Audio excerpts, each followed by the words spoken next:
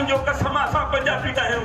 धर्म जे पुट खे घुरायो, जेकॾहिं उहो पटको न ॿधण उनखे न अचे, जेकॾहिं खजी जे वण ते हू न चढ़ी सघे त उहो असां सिंधी न आहियूं।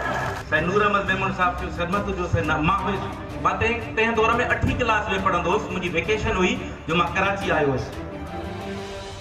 साईं नूर अहमद मेमन साहब जो अब्दुर्रहमान रहमान मुग़ल तुंहिंजो नालो सरमत सिंधी था ॾियो, तुंहिंजी नौकिरी मिलंदी, तुंहिंजो सिंध जो केस जेको तूं विढ़ींदो पियो, जेको सिंध खे ॻाईंदो पियो, इहो बि हलंदो पियो। मां वेठो आहियां तोसां, पर अॼु मूंखे इलाही 10 सालनि खां मां इलाही घणो टार्चर में आहियां, टेंशन में आहियां।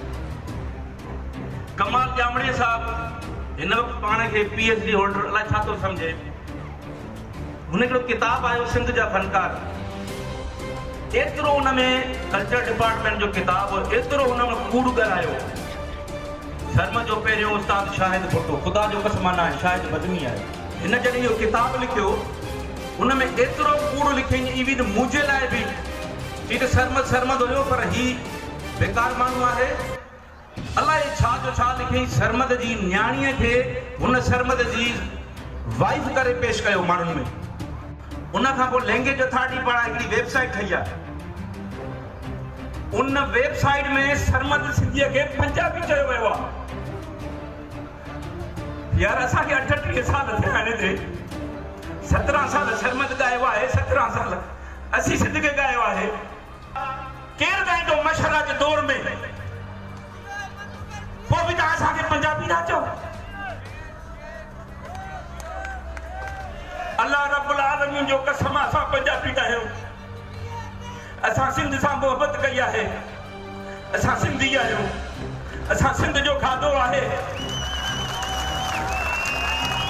मां अॼु बि डॉक्टर साहब चैलेंज थो कयां, सरमत जे पुट खे घुरायो, जेकॾहिं उहो पटको न ॿधण उनखे न अचे, जेकॾहिं खजी जे वण ते हू न चढ़ी सघे त उहो असां सिंधी न आहियूं। ही लैंग्वेज अथॉरिटी वारा असांखे दुनिया में पंजाबी करे पेश था कनि। 36-38 साल थिया आहिनि असां सिंध खे ॻायो आहे, सिंध सां मोहबत कई आहे। असां जेकॾहिं उर्दू ॻायो आहे, इंटरनेशनल फटकार हुजूं था, असांखे सिंध सां मोहबत आहे, सिंध असांखे इज़त ॾिनी आहे, सिंध असांखे मान ॾिनो आहे। मुंहिंजा ॾाॾा, मुंहिंजा पर ॾाॾा सखर में तदफीन थियल आहिनि, मुंहिंजी क़बरूं हुते आहिनि। महिरबानी करे असांखे पंजाबी न चओ, अलाह खे भई। असीं सिंध जा ॼाया आहियूं, सिंध सां मोहबत कंदा आहियूं, असां सां नफ़रत न कयो। डॉक्टर साहब खे रिक्वेस्ट आहे त सिंध लैंग्वेज अथॉरिटी वारनि खे एक्शन खणनि त भई जिथे तव्हां सरमत जेका हिस्ट्री लिखी आहे, हुते पंजाबी लिखियो आहे, उनखे ख़तमु कयो वियो। महिरबानी कयो, असां तव्हांजा आहियूं, असीं सिंध जा आहियूं। जे जीवन तो में सिंध न आप मुंहिंजी तोखां दूरी आहे। छा करणु घुरिजे असांखे?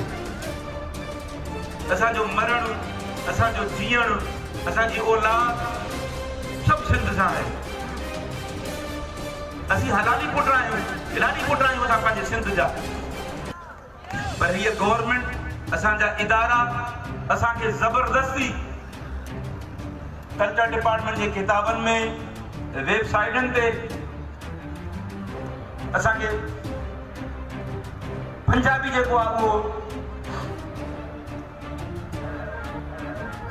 लिखण था चाहिनि त ही पंजाबी आहिनि, असीं पंजाबी न आहियूं। ठीकु आहे, वॾा असांजा माइग्रेट करे किथां न किथां आया हूंदा, बलोच, इवन सैयद, अलाए किथां माइग्रेट करे आया आहिनि। यार असां सिंध सां निभायो आहे, सिंध सां असांजी मोहबत आहे। सिंध न आहे त असीं न आहियूं। तंहिं करे डॉक्टर साहब खे स्पेशली, जेकॾहिं मां पंजाबी हुजां हा त मूंखे सिंध तरक़ी पसंदि वारा मूंखे अवार्ड छो ॾियनि हा?